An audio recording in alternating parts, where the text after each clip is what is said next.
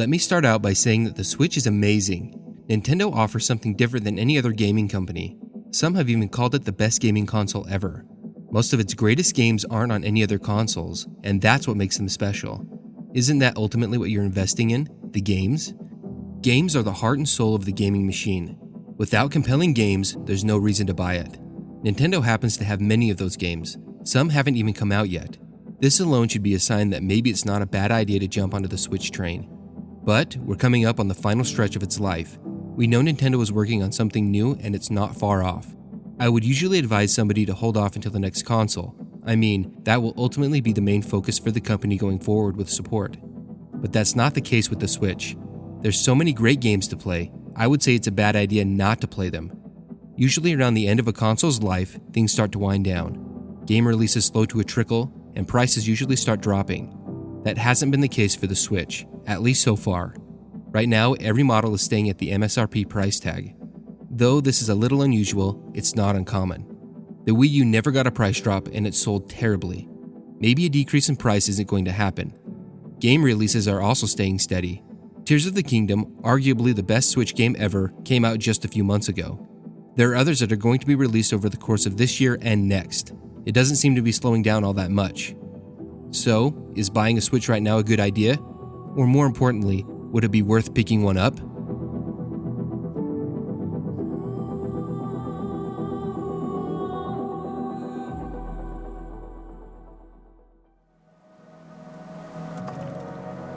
The Switch's impact on gaming can't be ignored. It changed everything. Players old and new have embraced this change. Having the ability to play groundbreaking games at home on your TV or portably anywhere else is almost unbelievable. There have been others that have followed the Switch's lead, like the Steam Deck. They boast superior features but higher price tags, trying to capture the magic Nintendo was able to spark. It's even more impressive that Nintendo was able to do it after almost all faith from players had disappeared during the Wii U era, and many said this new console was nothing more than another gimmick. Before the Switch, portable and home console gaming worlds existed separately for decades, which gave us some of the most iconic gaming devices the world has ever seen. By having these two playstyles separate, meant that home consoles got most of the major game releases, while handhelds were given the lesser of the game releases for the most part. There are a few exceptions like Metroid 2 and Link's Awakening, but handheld systems also had the convenience of portability. If you wanted both the handheld and home consoles, the cost was much higher. Sinking money into two different gaming libraries and systems was expensive. After the blunder of the Wii U and the success of the 3DS, Nintendo did something that seemed so organic they maybe should have done it sooner. Nintendo melded these together in a sleek, affordable console that has resonated with game players. The Switch was their comeback home console and their follow-up handheld. It managed to pull off both worlds so well, but that looming question still hangs in the air. With the new console on the horizon, does it make sense to get a Switch now? Well, this just might be the ideal time to pick one up. There's the benefit of having most of the Switch's games available, and prices on the used market are generally lower than retail. Also, we're in a period where the new console is rumored to come out, but might still be a ways off. You can still put in some serious game time into the Switch. It all depends on your personal needs. Consoles are expensive, and we don't know how much the new Nintendo system will cost. But what we do know right now is that the Switch is still being supported. Nintendo is still releasing games for it. And not just any games, it's their biggest franchises, Mario and Zelda. If that isn't support, I don't know what is. Think back to the Wii U. Nintendo held on to Breath of the Wild so it could be released on the Switch's launch. That's not the case here. You could play Tears of the Kingdom today if you wanted to. And isn't that the main purpose of getting a current game console? To play the newest releases? But that's not the only reason in favor of picking one up. My biggest gaming regrets are not buying consoles new in stores during their run. I just like having a console that's only been used by me. I know what it's been through. Yes, they are full price, but they are in perfect condition. However, if you don't mind getting a used system, those are going for far less. So many have been sold over the years, finding one in good shape and at a reasonable price is very easy. You don't have to go to places like GameStop either, just look at your local classifieds. If these things aren't enough to make my point, here are a few personal experiences and insights I've had with the Switch and why I love it so much. The Switch isn't the most powerful game console on the market. It never was. That's not the point of the Switch. It isn't at the cutting edge of technology, and that's okay. Games developed specifically for it put gameplay first, and everything else, including graphics, second. This has been the Nintendo way since the Wii. even though they used to do both from the NES all the way up to the GameCube, at least for their home consoles. Their handhelds have always lagged behind the latest and greatest. The original Game Boy had a monochrome screen that was unlit, as did the Game Boy Pocket. The Game Boy Color added, you guessed it, color, but still didn't have a lit screen. The same went for the first version of the Game Boy Advance. Nintendo always worked with less for their portable systems, and with that came creativity. Some of my all-time favorite games are on these consoles.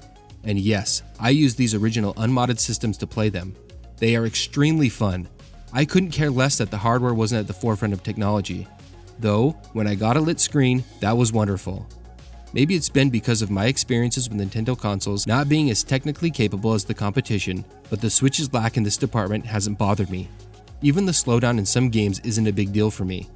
Having a hybrid console has been a dream come true for me. I travel all the time for work. Having a portable that can play my home console games has been something I've wanted for a while. I've gone through quite a few consoles trying to get this kind of quality. I had always used my 3DS on the go, but I wanted to see what else was out there.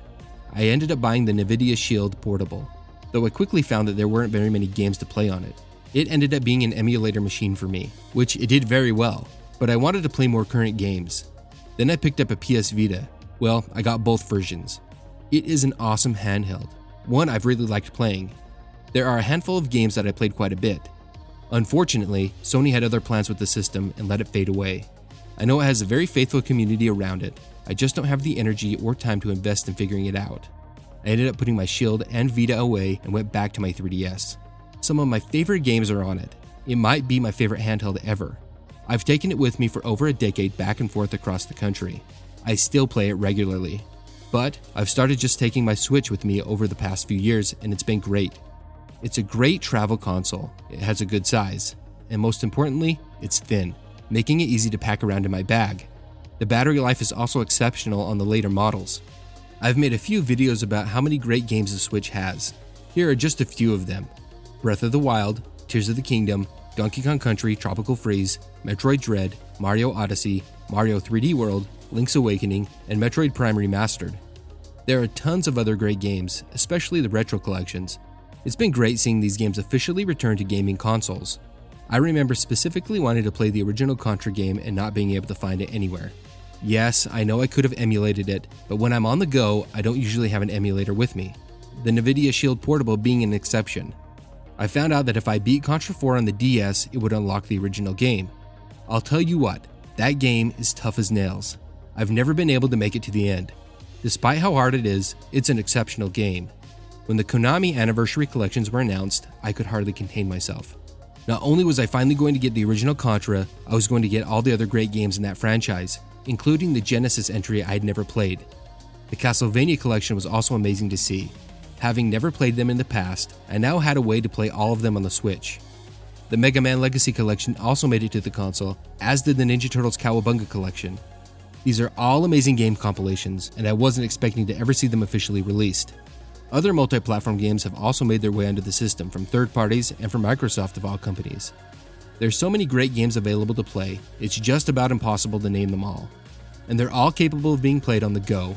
That's absolutely amazing. Things are up in the air right now for Nintendo. We know that they are planning on releasing a new console in the near future, but we don't know exactly when that is. We know that they will be releasing games for the Switch into 2024, so we have at least until then. Right now might be the ideal time to pick up a Switch. Great games are plentiful, new and used. Switch consoles are also easy to come by, sometimes at very reasonable prices. And there's still time to play it without feeling the pressure to upgrade to the latest console. Usually I would tell someone to hold off buying the current console and wait to buy the upcoming system, but the Switch is different. Being able to play the stellar library of games is worth picking up a Switch on its own, but being able to play them at home and on the go with good battery life is absolutely amazing. No console available right now is more worth your money than the Nintendo Switch. Its impact on gaming cannot be ignored. The way people see gaming has changed since its release. If you aren't playing a Switch, maybe you should.